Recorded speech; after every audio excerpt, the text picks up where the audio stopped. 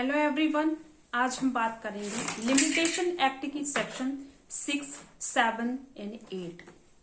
Section 6 बताता है legal disability के बारे में। लीगल डिसेबिलिटी क्या है, उसका इफेक्ट क्या होता है लिमिटेशन पे। और वही सेक्शन 7 जो है बताता है कि एक से ज्यादा व्यक्ति है और उनमें से अगर एक डिसेबल है तो क्या इफेक्ट होगा सूट पे या फिर एप्लीकेशन पे। वही सेक्शन 8 इन दोनों का एक्सेप्शन बताता है, अपवाद बताता है, स्पेशल एक्सेप्शन की बात करता है। तो हम देखेंगे सबसे पहले कि जनरल शब्दों में, सामान्य भाषा में लीगल डिसेबिलिटी या फिर विधिक निर्योग्यता हम किसे कहेंगे।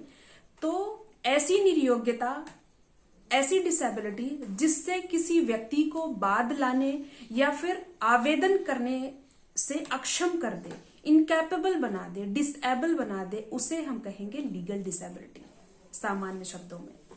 लेकिन अगर सेक्शन 6 की बात करें हम, तो सेक्शन 6 तीन बातें बताता है कि कब किसी व्यक्ति को डिसेबल माना जाएगा। तो तीन चीजें, तीन बीमारियां या तीन बातें कौन कौन सी हैं जब लॉ या लीगली किसी व्यक्ति को डिसेबल माना जाता है।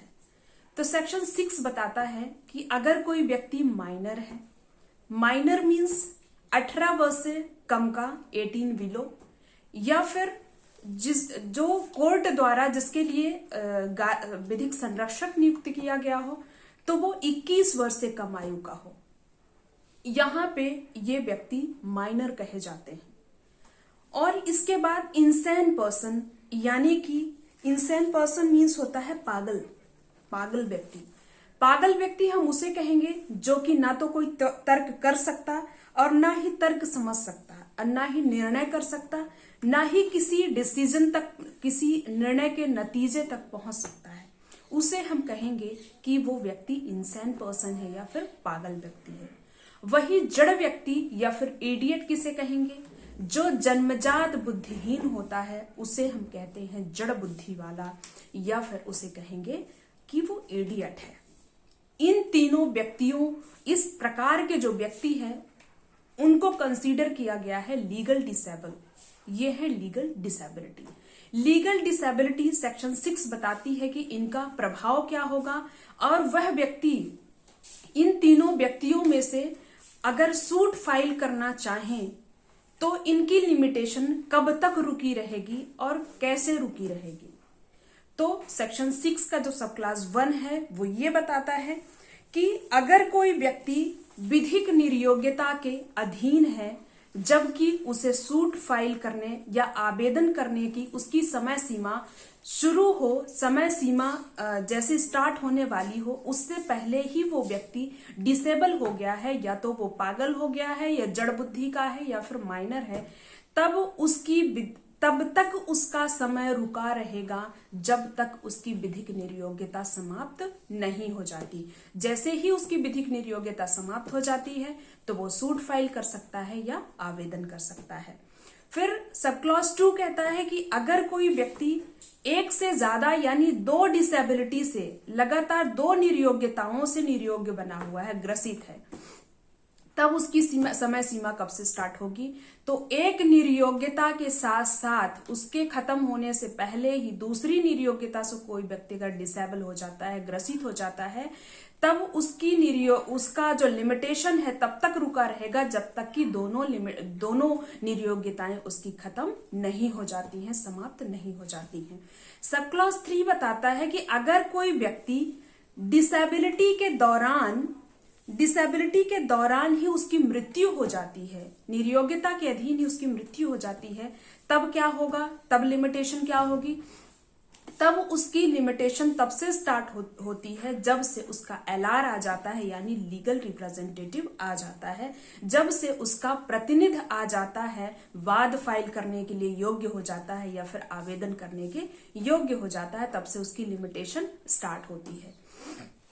फिर नेक्स्ट है कि अगर उसका जो एलआर है, लीगल रिप्रेजेंटेटिव है, विधिक प्रतिनिधि है, वो भी उसकी मृत्यु के दौरान वो भी किसी विधिक निर्योग्यता से ग्रसित है, इन उपरोक्त तीनों निर्योग्यताओं में से किसी से ग्रसित है, तब क्या होगा, तो उसकी लिमिटेशन तब तक रुकी रहेगी जब तक वह व्यक्ति इन निर्योग्यताओं से बाहर नहीं निकल आता, या फिर वो जब उसकी निर्योग्यता समाप्त नहीं हो जाती है। फिर नेक्स्ट है कि अगर कोई व्यक्ति जिसका समय स्टार्ट हो चुका था और उसने सूट फाइल नहीं किया है, बीच में वो डिसेबल हो जाता है, और फिर मान लीजिए डिसेबल हो गया, इसके बाद उसकी लिमिटेशन क्या होगी? तो उसकी लिमिटेशन वही होगी जो कि, और वो व्यक्ति मर जाता है, उसका फिर एलआर आता है, तो उसको कितना टाइम मिलेगा, क्या लिमिटेशन होगी उसकी? तो उसकी लिमिटेशन उतनी ही होगी, उसको उतना ही टाइम मिलेगा जितना कि वह व्यक्ति जो मरा नहीं होता, मेन जो व्यक्ति है जिसको सूट फाइल, जिसके फेवर में वो एलआर आया है, अगर वो व्यक्ति जीवित होता तो जितना उसे टाइम पीरियड मिलता उतना ही उस एलआर को मिलेगा। फिर नेक्स्ट सेक्शन है जिसको साथ में पढ़ते हैं, सेक्शन 7। एक से ज्यादा व्यक्ति हैं, उनमें से अगर एक निर्योग्य हो गया है तो उनके मैटर में, उनके मामले में क्या इफेक्ट होगा, उनके सूट में क्या प्रभाव पड़ेगा। तो इसमें दो कॉन्सेप्ट है कि अगर उस व्यक्ति को, निर्योग्य व्यक्ति को डिस्चार्ज किया जा सकता है, उस केस से उन्मोचित किया जा सकता है, यानी कि उसको लायबिलिटी से छुटकारा दिया जा सकता है, तब उसे छुटकारा दे के बाकी सबके विरुद्ध समय सीमा चलना प्रारंभ रहेगी। दूसरा कॉन्सेप्ट है कि अगर ऐसा नहीं किया जा सकता, उसे उन्मोचित इंक्वायरी करने के बाद कोर्ट को लगता है कि उसे हम नहीं छोड़ सकते हैं, क्योंकि उसको छोड़ने के बाद मामले में बहुत बुरा इफेक्ट होगा, इन सबकी समय सीमा रुकनी चाहिए, किसी एक व्यक्ति को उन्मोचित नहीं किया जा सकता है, तब सबके विरुद्ध समय सीमा रुकी रहेगी, किसी के भी विरुद्ध समय सीमा चलना स्टार्ट नहीं होगी। फिर वही जो सेक्शन 8 है, इन दोनों का एक्सेप्शन बताता है कि जो सेक्शन 6 और 7 है वो दो चीजों पे लागू नहीं होंगे। तो पहला क्या है? पहला ये है कि शुभाधिकार को प्रवर्तित कराने वाले मामलों पे लागू नहीं होंगे। यानी कि शुभाधिकार क्या है, आपको सबसे पहले मैं बता दूं। शुभाधिकार या अग्रक्रयाधिकार किसे कहते हैं? अगर आप हिंदू हैं तो अगर आप कोई प्रॉपर्टी बेचना चाह रहे हैं अपनी, तो उस प्रॉपर्टी को खरीदने का सबसे पहला राइट किसे होगा? आपके भाई को होगा। और वहीं अगर आप मुस्लिम हैं तो अगर आप कोई मुस्लिम बंदा अपनी प्रॉपर्टी बेचना चाह रहा है, सेल करना चाह रहा है, तो उस प्रॉपर्टी को सबसे पहले खरीदने का राइट, उसका सबसे पहला क्रेता उसका पड़ोसी मुस्लिम बंदा ही होगा, मुस्लिम व्यक्ति ही होगा। तो यहां पे ये कहा गया है कि यहां शुभाधिकार लागू नहीं होगा। शुभाधिकार यहां लागू क्यों नहीं होगा? इसके पीछे रीजन क्या है?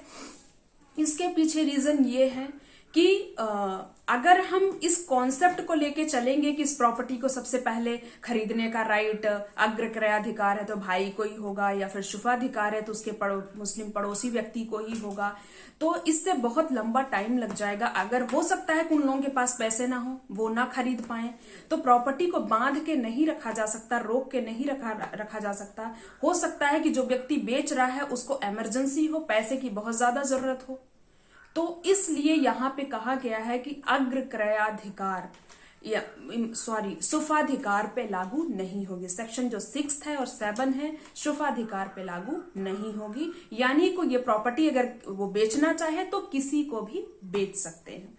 और फिर दूसरा एक्सेप्शन ये है कि ये जो लीगल डिसेबिलिटी है 6th और 7th की, इसके तहत जो लिमिटेशन का एक्सटेंशन हो रहा है, लिमिटेशन बढ़ाया जा रहा है या फिर रोका जा रहा है, जो प्रेस्क्राइब्ड पीरियड है, पीरियड ऑफ लिमिटेशन है, तो 3 साल से ज्यादा विस्तारित नहीं किया जाएगा, या 3 साल से ज्यादा उस लिमिटेशन को रोक के नहीं रखा जाएगा। जब आप जिस दिन से डिसेबल हुए हैं उसके बाद आपका टाइम, जब तक मान लीजिए कि एक व्यक्ति माइनर है, 16 साल का है, तब से उसका जो लिमिटेशन, पीरियड ऑफ लिमिटेशन है वो स्टार्ट हो जाता है कि वो काज ऑफ एक्शन अराइज हो जाता है कि वो सूट फाइल करे 16 साल में। लेकिन वो माइनर है, माइनर का मेजर होता है जो 18 ईयर का हो गया, 18 ईयर के बाद 2 साल इधर हो गया, 2 साल के बाद 18 के बाद सिर्फ उसको 3 साल का ही टाइम मिलेगा सूट को फाइल करने के लिए। अगर मान लीजिए संविदा के विनिर्दिष्ट पालन का सूट लाना है उसे, तो उसमें 3 साल का ही पीरियड दिया गया है, तो उसको सिर्फ चाहे उधर कुछ भी, चाहे 12 साल का टाइम दिया हुआ हो, चाहे 20 साल का पीरियड लिमिटेशन हो उसकी, लेकिन इस डिसेबिलिटी के बाद सेक्शन 8 कहता है कि आपको 3 साल का ही टाइम मिलेगा, चाहे आपका इधर टाइम कितना भी बीत गया हो। अगर आप 18 ईयर के हो गए हैं, मतलब मेजर हो गए हैं, मेजर होने से आपको 3 साल का टाइम ही मिलेगा, यही आपकी पीरियड ऑफ लिमिटेशन है आफ्टर डिसेबिलिटी के खत्म होने के बाद।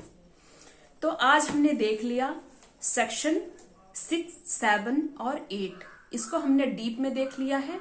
अगर आपकी कोई इसमें क्वेरी हो या फिर कोई प्रॉब्लम हो तो प्लीज आप हमें कमेंट बॉक्स पे जरूर बताइएगा। इसमें एक केस लॉ है जो मैं भूल रही हूं बताना, इसमें हर प्रताप सिंह वर्सेस एसएन मिश्रा 1980 का केस है, इलाहाबाद का। इसमें कहा गया था कि सेक्शन जो 7 है इसके अंतर्गत उन्मोचन सरकार की सहमति से नहीं किया जाएगा, कोर्ट करेगी। कोर्ट अगर किसी व्यक्ति को डिस्चार्ज कर देती है, उन्मोचित कर देती है, तो वो उन्मोचन वैलिड माना जाएगा, यहाँ पे सरकार का हस्तक्षेप नहीं होना चाहिए। ये है केस का नाम एक बार और सुन लीजिए, Har Pratap Singh versus SN Mishra 1980 Allahabad. Okay friends, तो आज के लिए इतना ही। अगर मेरा वीडियो आपको पसंद आए तो प्लीज लाइक, शेयर और सब्सक्राइब करना ना भूलें।